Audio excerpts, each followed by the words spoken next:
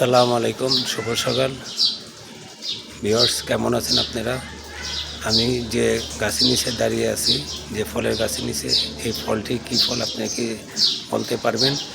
দেখেন, খুব সুন্দরভাবে ফল ধরে আছে, খুবই টক ফল। এই ফলের নাম কি কমেন্ট বক্সে জানাবেন। চলুন দেখে নেওয়া যায় ফলটি।